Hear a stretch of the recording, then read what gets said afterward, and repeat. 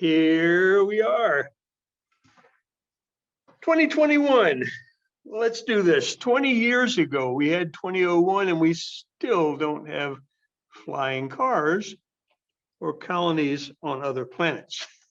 But here it is, 2021. How many of us even thought this year might be a significant one just a few short years ago?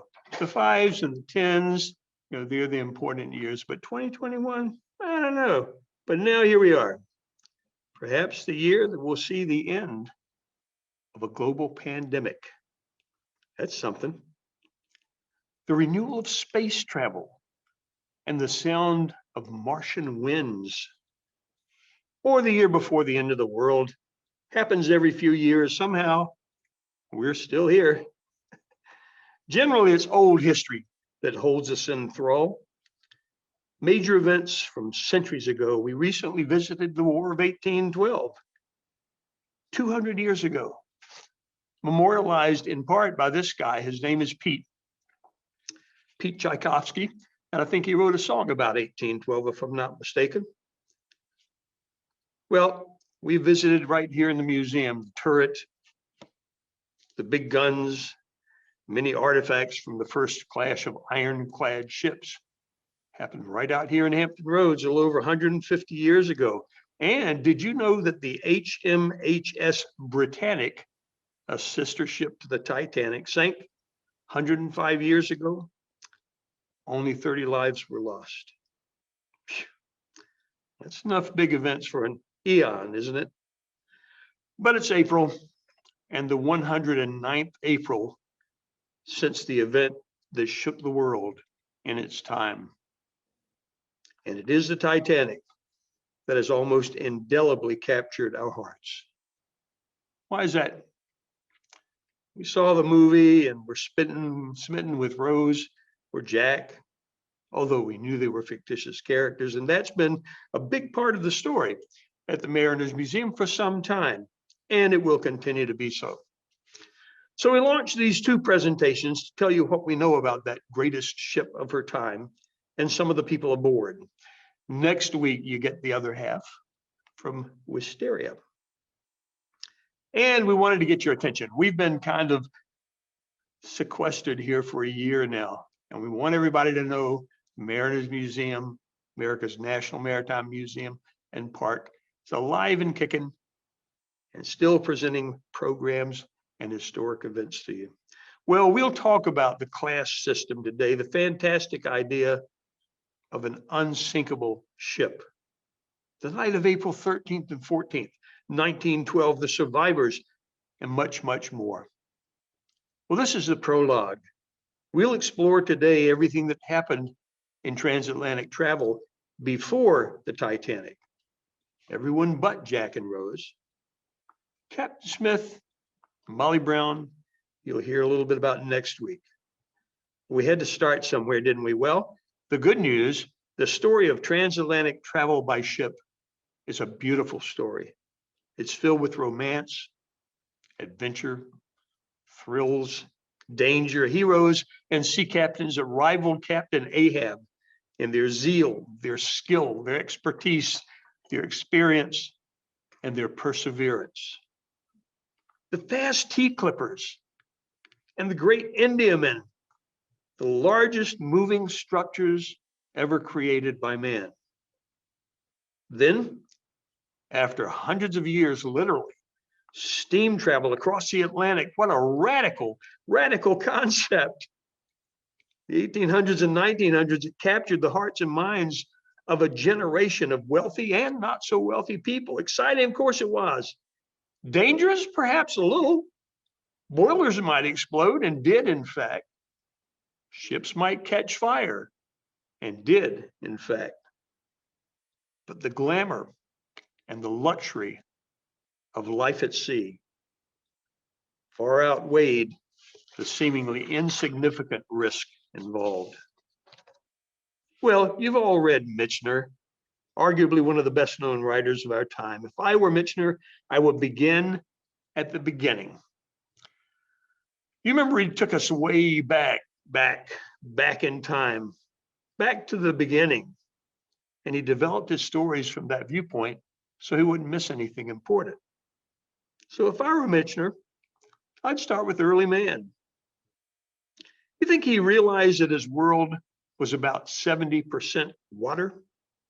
It's not likely, is it? What he saw was a barrier. He couldn't walk on it. He couldn't live in it. He couldn't breathe it. What he saw was a barrier. He couldn't move around because of this barrier, but it held food, sustenance.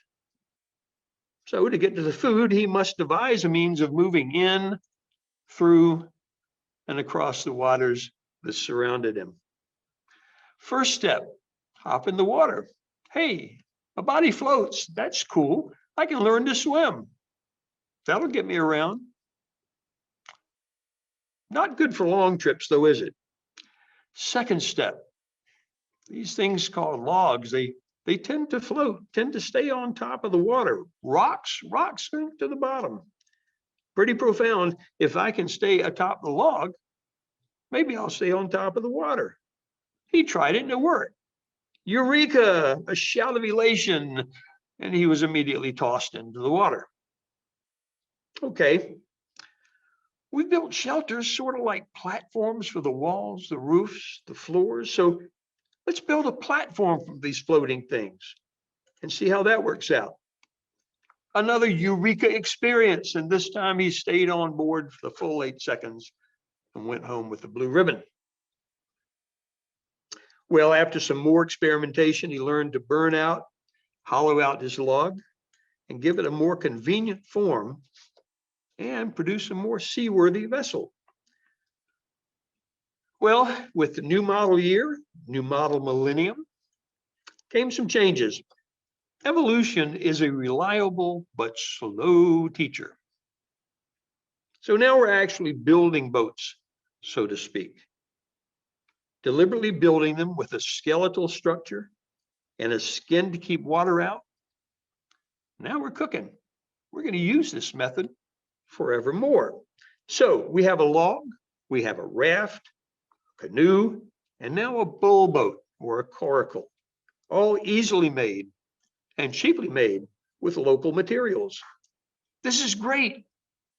And we've begun a lifetime as shipwrights. This is a skill, however, that will mean the difference between dying out as a species and thriving on a planet pretty much covered with water.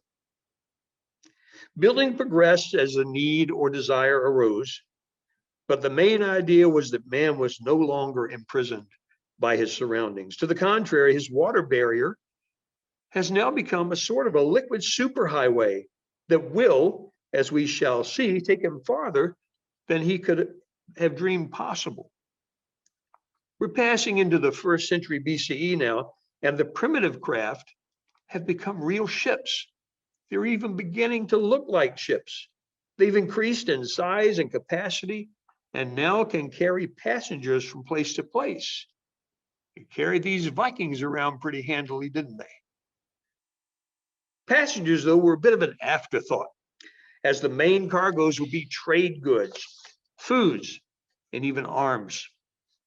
At some point along this timeline, the dark ages of ship design happened, and after a long, slow dawn, improvement sort of stopped. But not for long. As we emerged from those stagnant ages, we're taking great strides toward the great age of sail and exploration, exiting the medieval fog and reawakening the desire and necessity to create bigger and better vessels.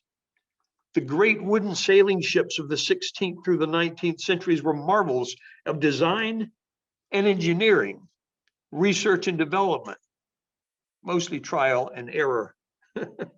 They reached capacities of well over 1,000 tons, and some, such as the fast clippers, were capable of speeds up to 22 knots.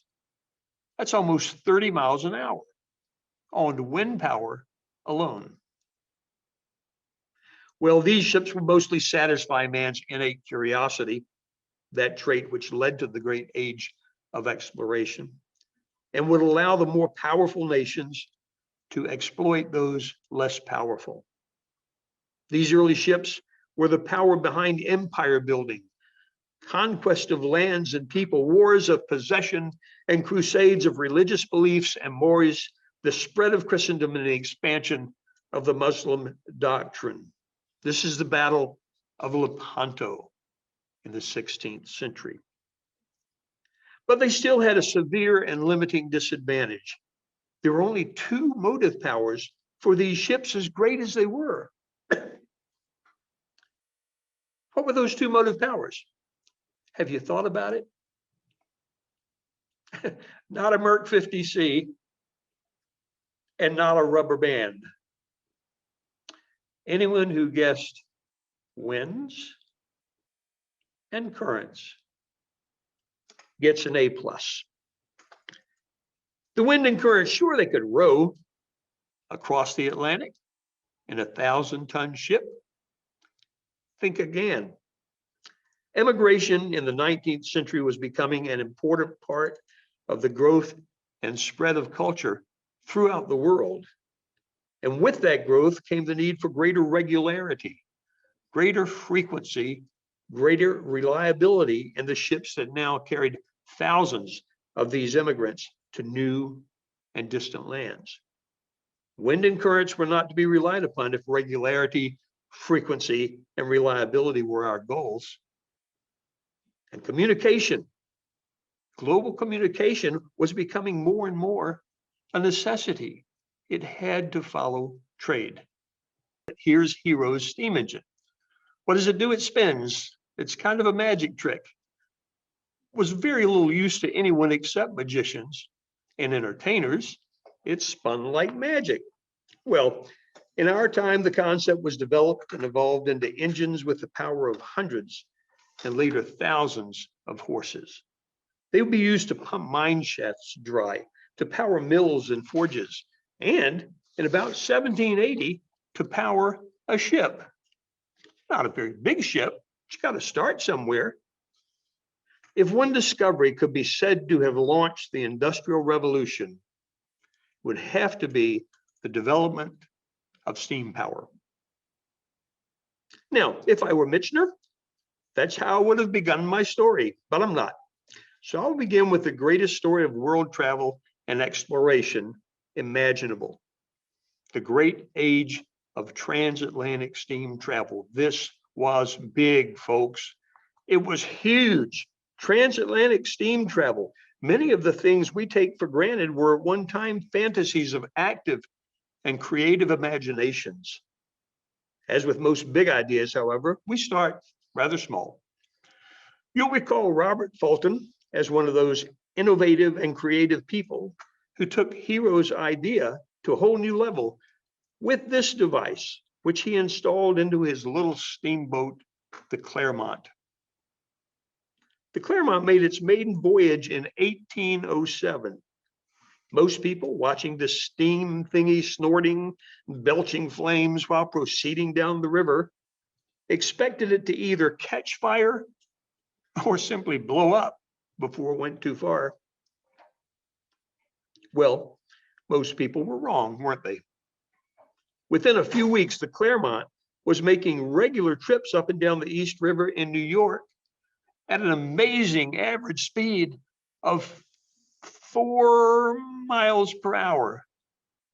And yes, you can run that fast, but not on water.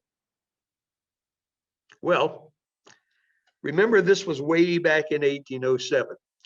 It was August, to be exact. But like Hero's little engine and the little Fitch steamboat, it's a neat little thing. From around 1780, these things were experiments. The most obvious course of improvement in pretty much any endeavor is to take a known principle or method or strategy and enhance it. It's called working within the box. Speed it up, make it stronger, more efficient, easier, less costly. You're still working with the same device. And here we have a rowboat that requires little or no effort on the part of the rower. That eases the task, but it's not quite ready for prime time, is it? A more creative approach was necessary in this case. People, needless to say, were not standing in line to cross the Atlantic. Not on something like this, not yet. Then moving right along, the first real wooden steamship built in Ireland, the Aurora, was launched from Henderson's Yard in Belfast, Ireland in 1824. It was May 15th around 1:15 in the afternoon, if I'm not mistaken. Now, why would this launch be important? Well, first, it was the first real wooden steamship built in Ireland. We said that. That's important. But second, right across the river from the Henderson's Yard grew the shipbuilders Harland and Wolff. Is it naming a bell to you? Should. These boys built some awfully big and important steamships later on, about 1,600 of them, one of which we'll see a little later and learn even more about next week. Right? It was the Titanic. Harland and Wolff are still in operation. In their prime, they attracted some of the greatest shipbuilders, designers, and naval architects in the world. They employed as many as 27,000 to 28,000 men and women. But their last ship was launched about 15 years ago, and they're now owned by Infrastrata, an energy development company. So Harland and Wolff is still in operation, sort of. Today, they employ only about 80 people compared to the 28,000 in their heyday. However, going back to our story, huge honors go to the US during that period, as in 1818, the little 98-foot Savannah was built in New York and was the very first steamship to cross the Atlantic. Now, think of the birth of air travel, Wilbur and Orville, the space race with Sputnik. The first one there gets the lollipop, and it almost doesn't matter how you got there, but in this case, oh, it definitely did. The Savannah crossed in May and June in 1819 and caused quite a stir on both sides of the Atlantic. It is debated how important the steam engine was, though, on this first crossing. Some report that the little 90 horsepower engine was only used for about 8 hours of the total 648 hours, 27 days that it took to cross. And others say it was in use for 80 hours. So what? Settling this difference is not useful. The fact of the first steam crossing in such a relatively short time, that's the important issue. Now consider this in modern times. In what year did the first man walk on the moon? Do you remember? I really don't expect you to. I'm not going to grade you on this one. It was 1969. Now, how many men have walked on the moon over the last 52 years since 1969? This one I don't expect you to know at all. The number, however, is 12. 12 since 1969. Now, the Savannah crossed the Atlantic in 1819. About 20 years later, Mr. Samuel Cunard, yes, that Sam Cunard, was awarded a contract to regularly ferry packets of mail across the ocean in his steamship, Britannia, on a monthly basis. Guess what? He also carried passengers, typically about 115. Now, was this going to be the end of sail? You notice the yards on that ship? They're there to hold sails. Steam power was not primary or reliable, not quite yet. End of sail. I don't know. How many Earthlings opted to vacation on the moon after 1969? Good comparison. Think of all the challenges they had to overcome. Sailors were risk takers. They had to be. They knew there was danger on every voyage. What did they fear most at sea? Getting lost? Sinking? Falling overboard? Running out of gas? No, no, no, and no. What did they fear most at sea? Fire. Fire. Now, this smokestack leads to a huge fireplace. This is a wooden ship sealed with pitch, an accelerant, incidentally, and hung with hundreds of square yards of flammable cloth. So here's the deal, sailor. We've built this huge wooden vessel, sealed her well with pitch and caulk, hung a couple of acres of cotton here and there, and now we're going to light a great roaring fire in her middle, stoke it, keep it going full blast, and see if she makes it across. Great, huh? Sign here. Well, like I said, sailors are risk takers. Let's talk about that boiler fire. Coal, the dominant source of fuel in 1840, well into the 20th century. The RMS Britannia had a coal-fired boiler, and largely due to the relative inefficiency of her engine, burned about 40 tons of coal every 24 hours of operation. The side lever twin cylinder Napier engine, incidentally, produced only about 740 horsepower. Now, with that big an appetite, your first thought might be, where are we going to refuel? Actually, I bet you didn't think about that one. This consumption, in the absence of any refueling depot, would require that the first cargo to be loaded onto the ship would be about 640 tons of coal. It's sort of like, well, there are no gas stations between Virginia and Washington State, so your gas tank is going to have to hold about 180 gallons of gas. Going to need a bigger car. Imagine loading your heaviest cargo, and an expensive one at that. Coal cost 7 to 9 pounds per ton back in the 19th century, with the intent of consuming it on the way over. We call that commercial suicide. Well, anyway, that left room for a few hundred tons of luggage, mail, other goods, and as we said, about 115 passengers. If you want to see a really nice model of the Britannia, that's one of the best, carved by one of the best, a fellow named August Fletcher Crabtree. Where can you find this? How about the Crabtree Gallery of the Mariners Museum? We'll be open before too long, and you're welcome to come take a look at it with a magnifier if you want. Well, we've covered the ship, size changes, engines, fuel. But the last word was passengers. So there were the accommodations. The term first class is sort of relative. Most early sailors slept on the decks, didn't even know about hammocks till Mr. Columbus saw some in 1492. I bet you didn't know that. Columbus called them Indians because he had no idea where he was, so he might as well be in India. But these natives, by whatever name and by whatever means, had devised a comfortable bed that was slung between two trees and rocked them gently to sleep. It's called a hammock. And of course, as it came to America, they began to appear on ships almost immediately. Well, as progress happened, ships were better equipped to satisfy their increasingly important cargo, passengers.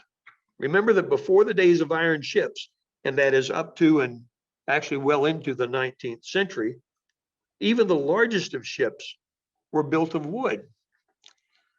And for a lot of reasons, one cannot build a wooden ship longer than 300 feet. And because of other factors, most were in the 150 to 200 foot range. Now, how does one fit luxurious cabins for 150 passengers within such a confined space? Well, of course, one doesn't.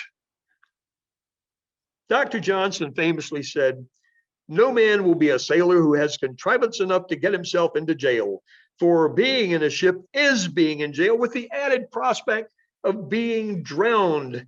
Indeed, in jail," he said, "there's more space, better food, and commonly better company."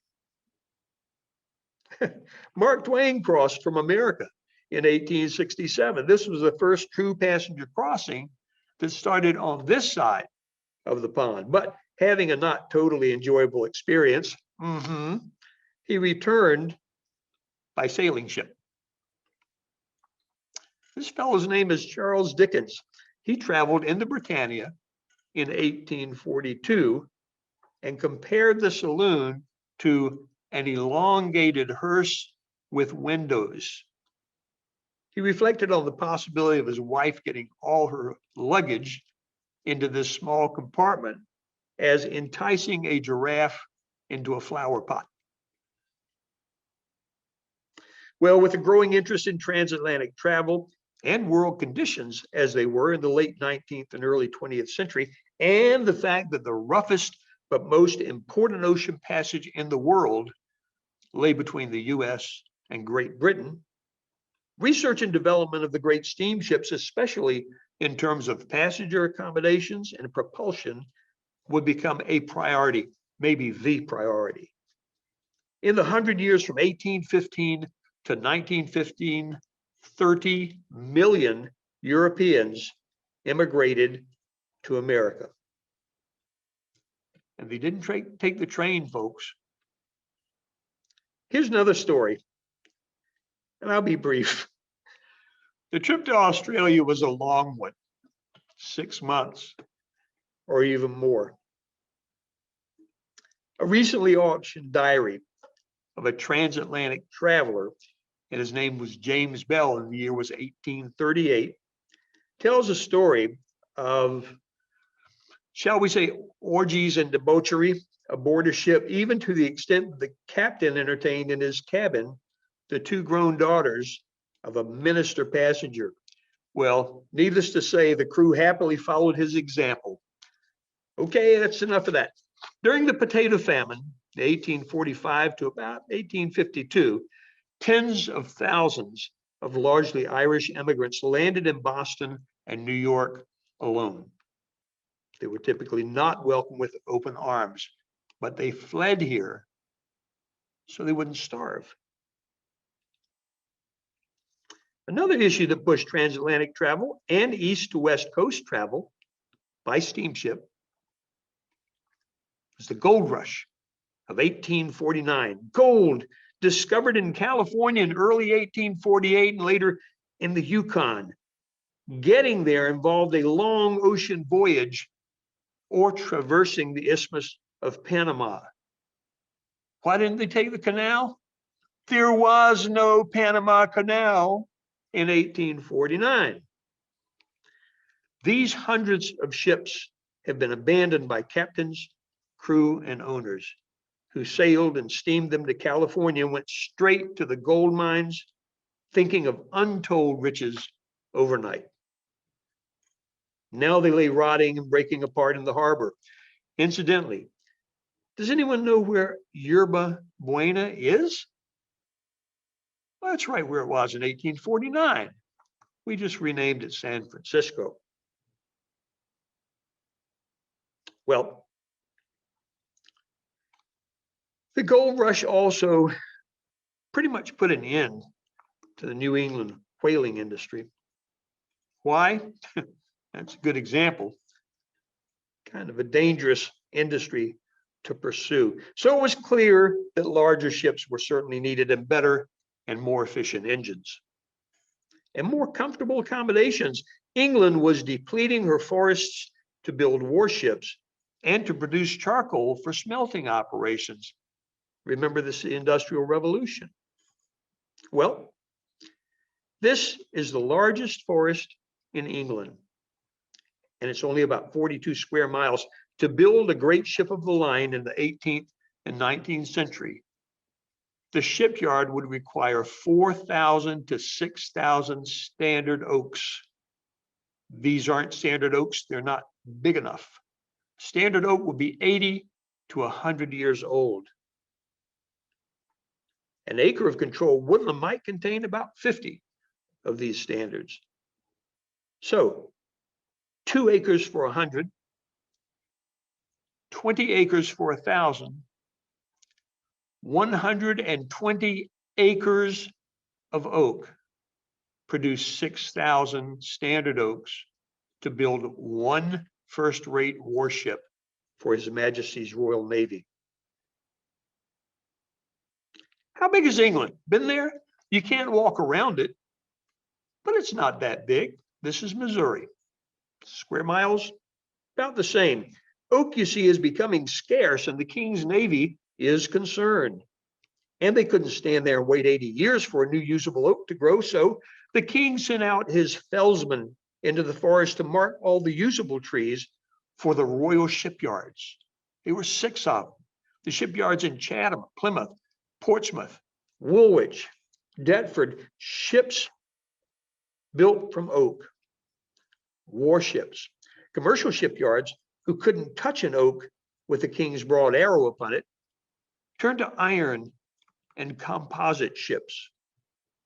Composite ships have iron framing, wood planking. Pretty simple solutions, such as the Cutty Sark. The Cutty Sark is one of only 3 composite ships left in the world. It's now a beautiful museum. If you're in Greenwich, the next time you go to Greenwich, take a look at the Cutty Sark. You'll love it. Then later in the 19th century, they went to steel, so much larger vessels were built. This is the only 7-masted vessel made. It's a schooner. Her name is Thomas Lawson. Development, research, such as it was, led to the design of larger ships, and a commonly used and reliable design for engines, engineered by Thomas Newcomen, was the walking beam engine. Now, where can you see a walking beam engine? Again, the Mariners Museum. There's a beautiful, fairly large model of one in the model gallery. And if you step outside the back door, you'll see a real one. Full-size actual. Those early walking beam engines were reliable, but not all that efficient. Any steam engine that exhausts its steam to the atmosphere can produce only about a 10% level of efficiency. Does that mean 90% of the efficiency was gone? So recapturing that steam potential with double and triple compound expansion engines produced 4 or 5 times the power efficiency. And now, as opposed to the 400, 500, 700 horsepower of earlier days, by the 1850s, engines were producing about 3,000 horsepower. They were much more efficient, but they still had a drawback, didn't they? Fuel, wood, coal. Actually, anything that burns is fuel for a steam boiler. But the ship still had to carry all the fuel she would need to make a crossing. Otherwise, where would she refuel? So as engines evolved, fuel choices evolved. Do we still have steamships with boilers? Some said no, some said yes. What very efficient heat source does our modern Navy use? You guessed that one right.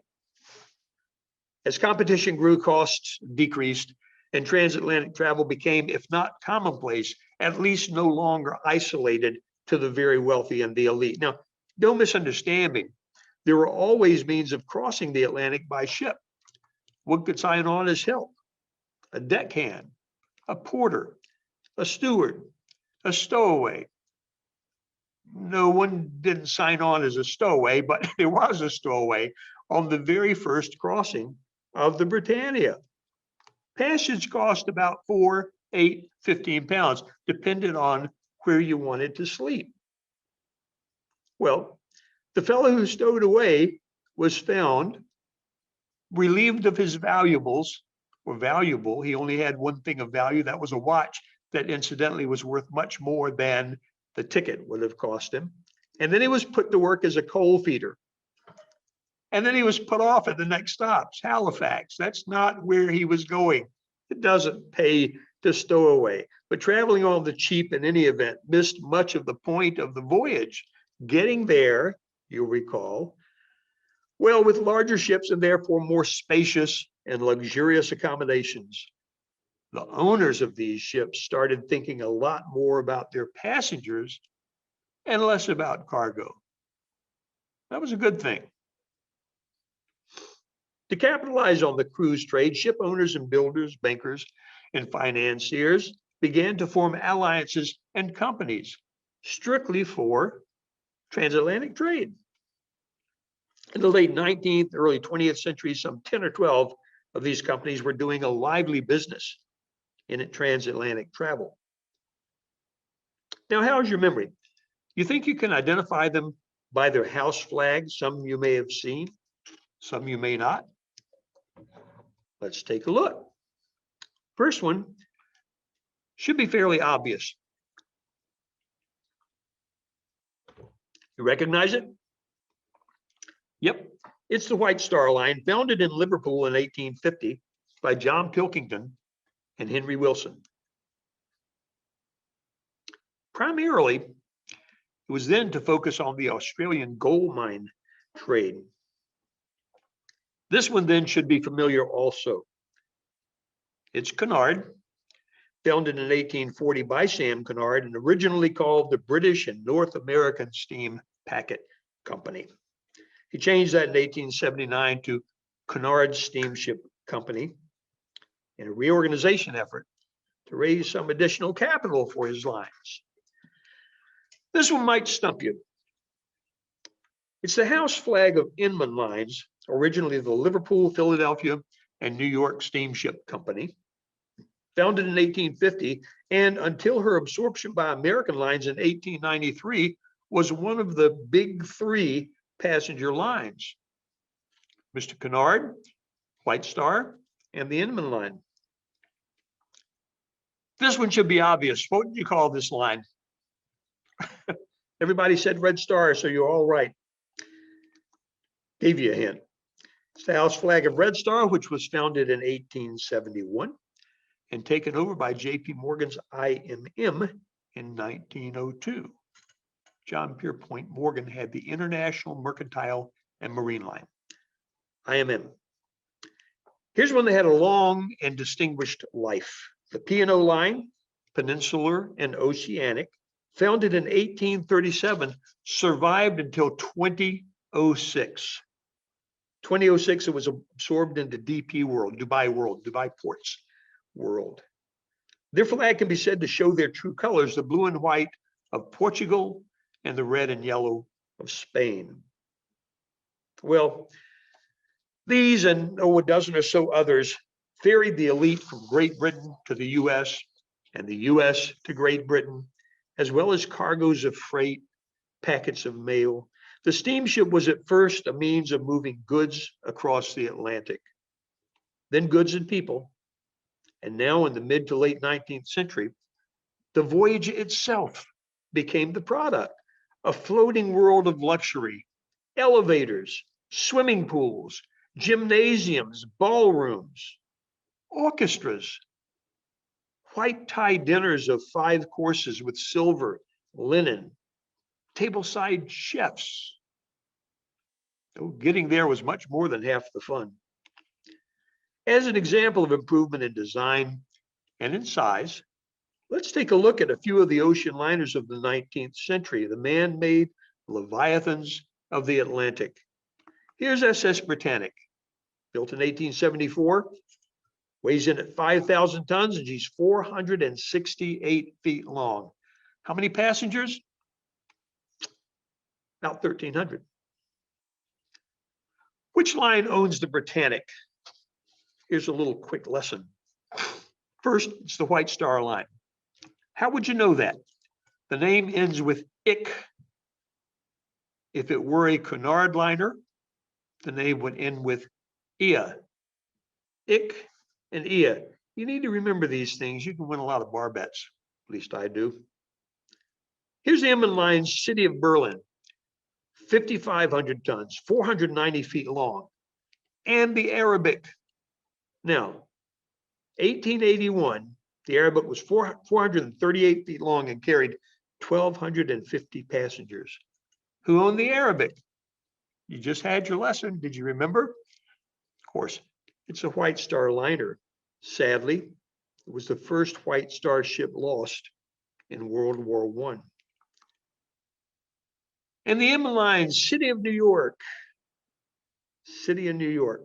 She has a story. Here's a real luxury liner. This one was built in 1888, so well into the 19th century. Twin screws, 18,000 horsepower triple expansion engines. She was registered at 10,650 tons and displaced 17,270 tons of water. The ship carried in grand elegance 1,740 passengers and 362 officers and crew. And by the way, she broke loose from her moorings one day in Liverpool and almost rammed another famous ship. Which one? Of course, you guessed that one right. Now the shipping barons began to identify themselves among the elite of society. They'd made their fortunes and they could rub elbows with the rich and famous. Sam Cunard, whose company, as we noted earlier, was first named the British and North American Royal Steam Packet Company. Glad he changed that name.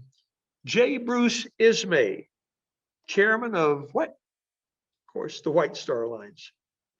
John Pierpont Morgan, J.P. Morgan of International Mercantile Marine, the company that early acquired White Star. Isambard Kingdom Brunel. If I'd had a son, I would have named him Isambard Kingdom. He was an engineer and builder of great early steamships, bridges, and a lot of other things. But he built the Great Western and the Great Eastern.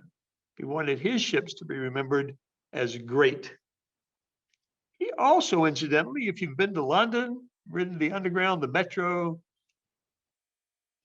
Mr. Brunel started this. Some of the tunnels that he had dug for this underground railroad system are still being used today. These men made fortunes from the passenger trade and so developed that trade to accommodate in utmost luxury the most influential and the wealthiest members of society. Pleasure cruising would become the raison d'etre of steam travel around 1844. And the not so wealthy would also have their place on board, not with the Astors and the Rockefellers, but in reasonable comfort and out of sight of the first class passengers. This is a third class dining room. Thus continued a competition that would nourish and challenge the industry of shipbuilding toward an unbelievable height of decadent luxury for generations.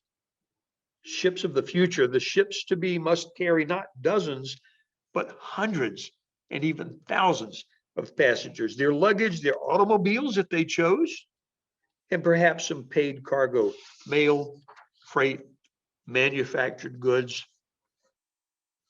Lofty goals, considering the times, but these pioneers of the seas were motivated. What moved them to lay out vast sums of money to advance the art, the science, the industry of ocean travel? Was it patriotism?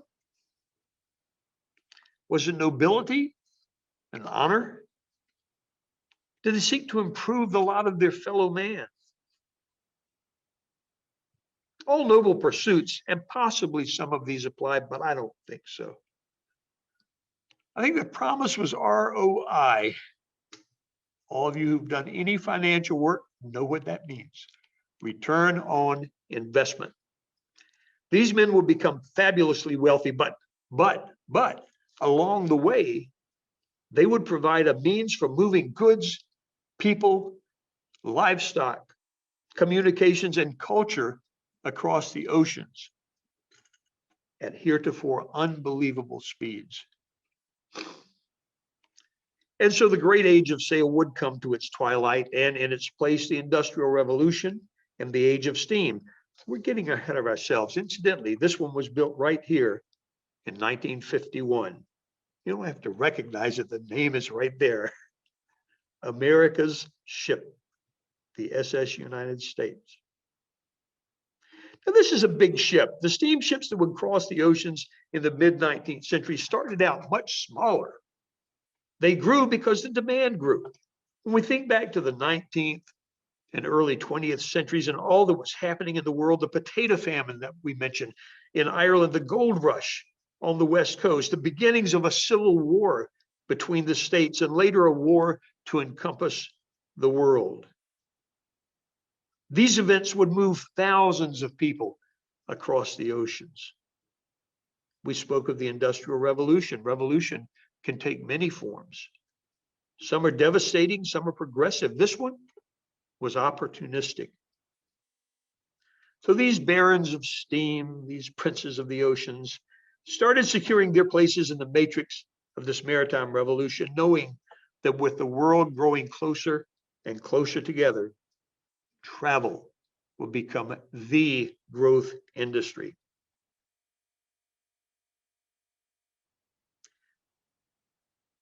Their promise: reliable and regular transport of communications around the world, the mail contracts. Movement of unbelievably huge tons of manufactured goods to faraway markets, the freighters. Placement of weapons of war in strategic locations, the dreadnoughts and the battleships. With all that was evolving in the world, these nabobs could choose their niche and with little effort become exceedingly wealthy. But there was another consideration: a world with all its faults that worshiped luxury, that dreamed of untold wealth, that sought the end of the rainbow. And the greatest and most prolific of these messengers, Hollywood. So from many there remained few. Two of the few became the greatest rivals for the transatlantic trade. Their directors took differing routes to marketing their specialties, and the result is that we entered the age of White Star, fast and oh so luxurious, and Cunard, luxurious and oh so fast. These famous lines exist today as the roots of the cruise lines we would board to vacation at sea. The bright red White Star on its red background and the rampant lion merged, were absorbed and modernized. And today, if you travel on Carnival, you're getting a glimpse at one of the offspring of the luxury liners of the 19th century. But let's return to White Star Lines and their most famous of all ships in history, RMS Titanic, the Royal Mail ship, Royal Mail steamship Titanic. We all know the sad ending to the story. How about the beginning? Was this ship unsinkable? What happened? Why? Who was responsible? What were the long and short-term consequences? In truth, any study of the Titanic disaster will raise more questions than it can answer.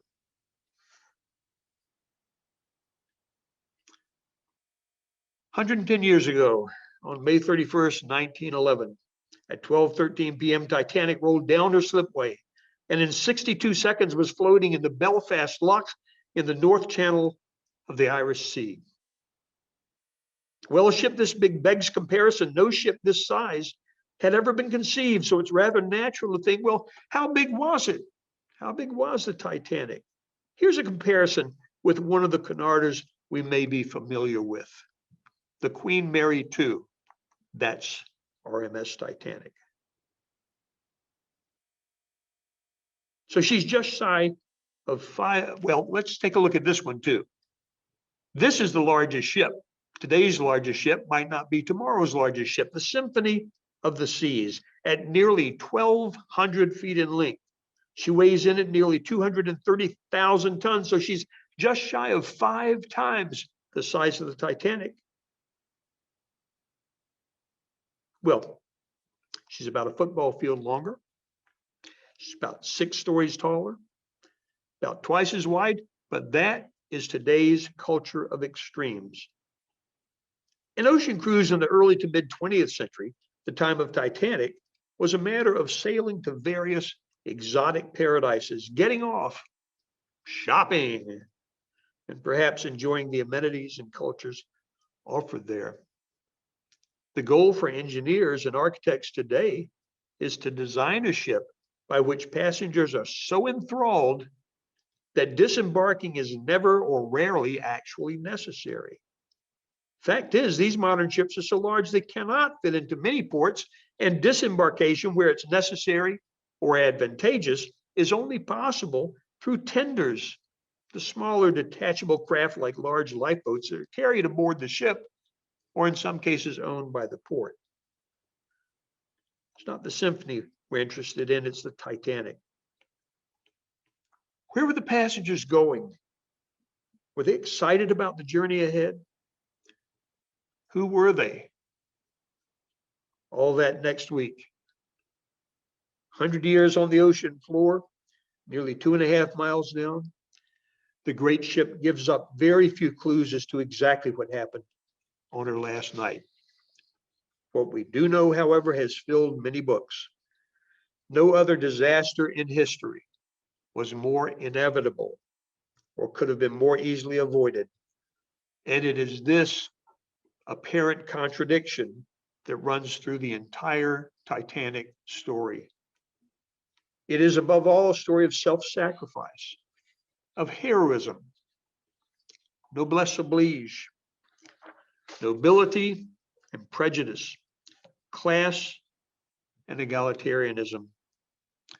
A chain of events that began years before the Titanic was even built, converged on April 13th, 1912 to create an event unprecedented in maritime history. Steamships have certainly made our lives more comfortable in many ways. John Masefield said they mark our passage as a race of man. Earth will not see such ships of these again.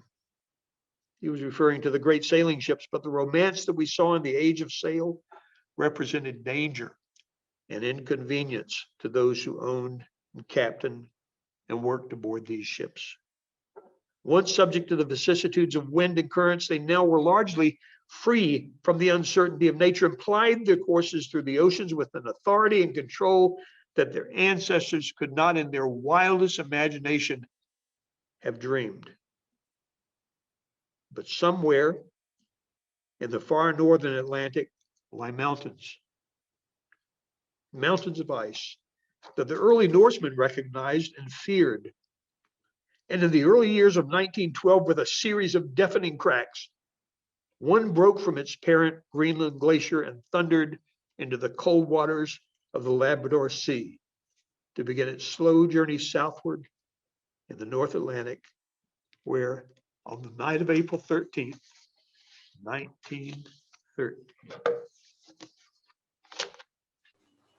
Okay, I don't have any open questions in the Q&A box, so participants, if you're still with us and you want to ask a question, you may do so in the Q&A box or the chat box. I do have one comment in the chat box. It says, not sure about the city of New York nearly ramming the Titanic in Liverpool. I'm pretty sure the Titanic never visited her home port. It's one of those strange quirks. The Titanic was not completely built at the time. Okay. And that's true. Here's another simple incident that the Titanic did make one successful voyage. She let off passengers in France before she continued across the Atlantic. That voyage from her pier was the one successful voyage she sailed.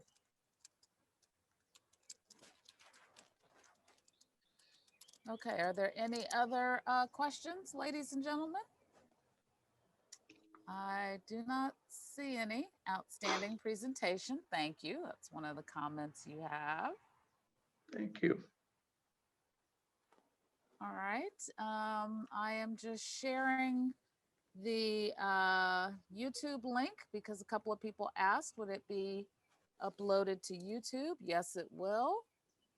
Give us, sometimes it takes a day or so, but it will be available on YouTube for your family and friends to view if they were unable to join us today. And so we thank you. I'd like to make a couple of recommendations also. These books are available in the Mariner's gift shop. this is the most complete and definitive study of the Titanic that I've read. Very well written, and written by surveyors. There you go, unsinkable. And this one, Titanic, Fortune and Fate, was done by the Mariners Museum. I think you'll find both of these very enjoyable and very informative.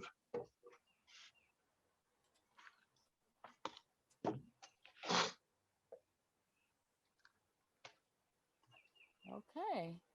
Any last chance for questions or comments? All right. Thank you for joining us today.